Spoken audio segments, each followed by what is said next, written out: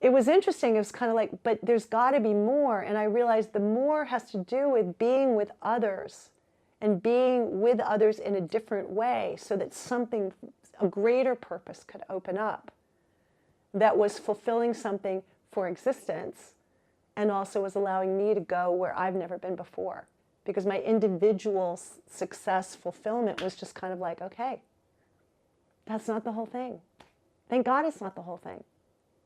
You know, most of us are pretty, you know, we'll make trouble if we don't know what's next, right? You know, we need, you know, to be in service of the cosmos.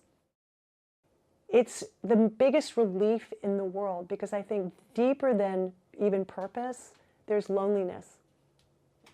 I think more than even purpose in what we have, you know, to live a life that feels fulfilled, is that there's a deep place where we feel so alone because no one in our beautiful individual subjectiveness, you are never all the way in here knowing me and experience as I experience it. You can only be over there and go, well, you know, I feel that, or I felt that once myself, and, you know, but I'm like alone. You are not in me. And so we are working with interpenetration where we're literally, it's like not that hard to be inside each other. You're doing it with me right now, right?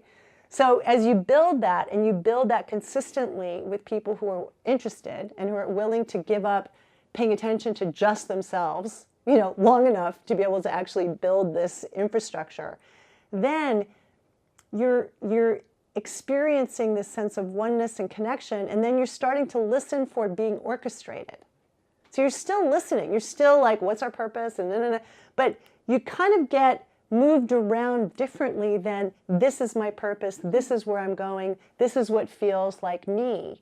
It's a wider, it's not just a wider place to look, you're actually like a bigger being. And it activates much greater purpose and purification. I mean, the downside or the good side is that it also starts, you know, stripping away a lot of egoic ways of being, you know, that you can kind of get away with even while you're on your individual purpose. You know, there's certain things you can kind of keep. And with this, because separation is being dissolved, there's some other pieces that go falling off. So again, I want to make sure everyone is following this. Following this, so you're like a wild stallion. You're like, whoa! So, you know, I know your work, so I could ask, you know, different questions. But for the people, please. So there's a group of people who are leaning into softening and dissolving the separate self sense. Yes. And experiencing an intimacy that is beyond what we usually use with the word intimacy. It's not about intimacy between you and me. We fall into a mutual we space. Right. And then I think someone might say, well, then what happens?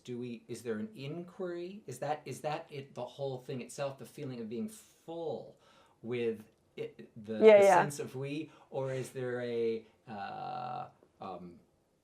task, if you will? Like how does that work in the evolutionary? Well, the first part is, you know, finding your way out of this, and you being over there, you know, to actually meeting in inner subjective reality.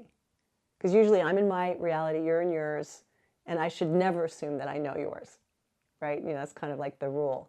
And what we're doing is, you know, there's a practice which helps us to actually be in reality together, out of projections, out of separation, right? When that's already a good enough practice to start to break some of the, what do you call it? It's like a self-containment that is assumed. You know, when I work with people right now, you know, I had my book come out, Evolutionary Relationships, and so I've been like talking to more of the masses, you know, people that don't have a clue. And some people that aren't even interested, like they came with, you know, their friend, okay? And what I find is that if I speak about the bubble of separation that we all live in, because our bubble of separation is normal and assumed. And if I poke at it, people feel like it's a little weird. You know, if I ask them to really look into each other's eyes or do something to like penetrate through, And what I've been saying to them is like, I feel like I'm lifting up the barbed wire of separation so we can like slip under the fence, at least just for the night, you know, just for a half hour, an hour.